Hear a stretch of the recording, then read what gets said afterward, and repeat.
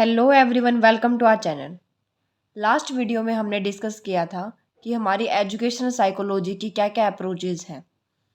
आज इस वीडियो में हम डिस्कस करेंगे contribution of educational psychology in education, यानी कि हमारी जो एजुकेशनल साइकोलॉजी है इसका एजुकेशन में क्या कंट्रीब्यूशन है।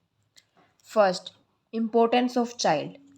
पहले टीचर सेंटर्ड एजुकेशन थी, बच्चे को एम्पटी वेसल समझा जाता था।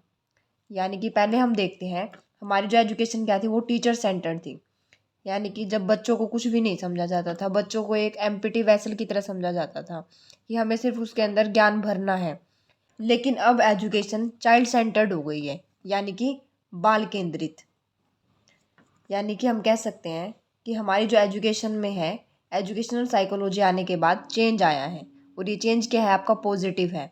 अब जो हमारी एजुकेशन है वो चाइल्ड सेंटर्ड है, यानी कि हमारा मेन फोकस किसके ऊपर है, चाइल्ड के ऊपर है। Second, importance of various stages. अब एजुकेशन बच्चे की स्टेज के अकॉर्डिंग है, यानी कि जब बच्चा छोटा है तो उसे अलग मेथड से पढ़ाया जाए। यानी कि हम कह सकते हैं जब बच्चा छोटा होता है तो वो कौन से मेथड से सीखता है, लर्न बाय प्लेइंग, वो खेलता खेलता सीखता है। और जब बच्चा बड़ा है तो अलग मेथड से। यानी कि हम कह सकते हैं कि बच्चों को क्या है, उनके स्टेज के अकॉर्डिंग पढ़ाया जाए, क्योंकि हमें पता है कि बच्चा जब टाइम के साथ साथ डेवलप करता है तो उसके अंदर अलग अलग चेंजेस आते हैं, और जिससे कि उनका एक्सपीरियंस भी चेंज होता है और उनके पढ़ने का तरीका भी अलग होता है। क्योंकि हर स्टेज पर बच्चे के लर्निंग एक्सपीरियंस चेंज होते हैं, इसलिए बच्चे की लर्निंग में अलग अलग मेथड्स का यूज़ किया जाता है। यानी कि हमें उनको एज के according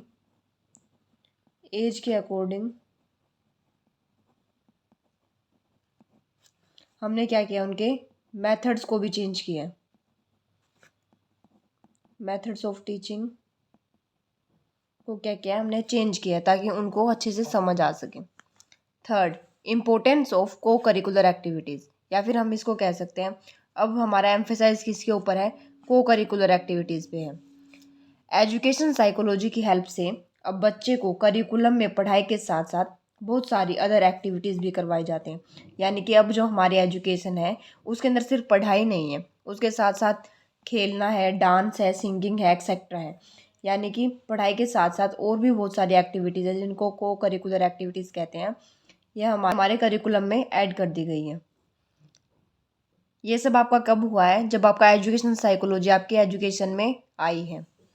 fourth, importance of individual differences. Individual differences क्या होता है, हर बच्चा अलग होता है। एजुकेशन साइकोलॉजी आने के बाद बच्चे को हर तरीके से पढ़ाया जाता है।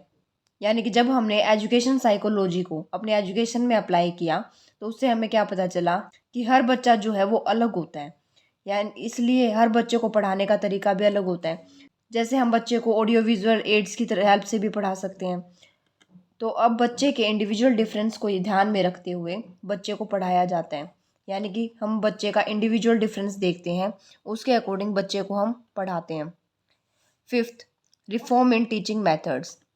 बच्चे के इंटरेस्ट को बनाए रखने के लिए टीचिंग मेथड्स में रिफॉर्म किया गया है ताकि वो इंटरेस्ट से पढ़ सके।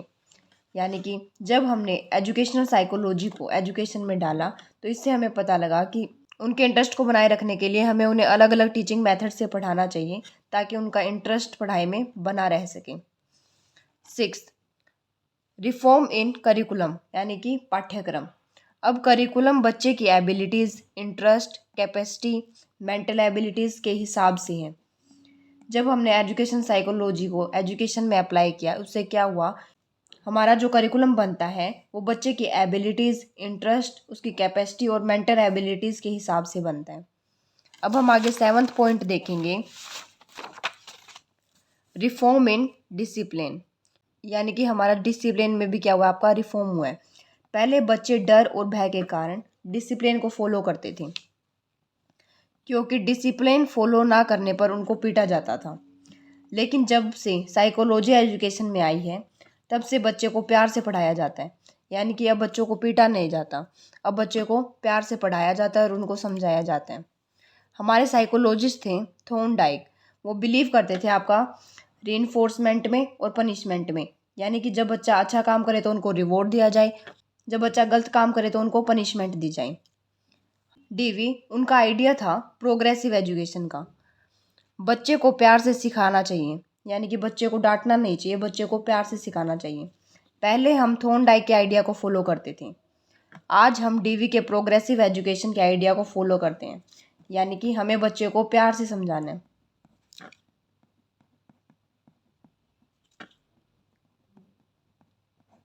ना कि उसको पीटना है। 8th, रिफॉर्म इन इवैल्यूएशन, यानी कि पहले परसेंट के बेस पर बच्चे को पास फेल किया जाता था, यानी कि हम पहले ये देखते थे कि बच्चा पास हुआ है या आपका फेल हुआ है, लेकिन आजकल रिटन, ओरल सब तरह से एग्ज़ाम हो रहे हैं।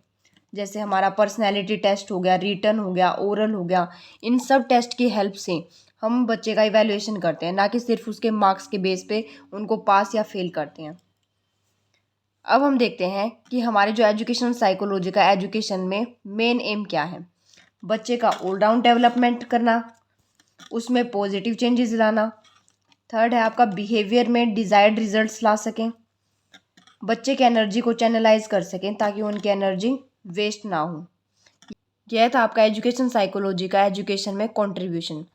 नेक्स्ट वीडियो में हम डिस्कस करेंगे हमारे जो रिसर्च मेथड है एजुकेशनल साइकोलॉजी की। Thank you.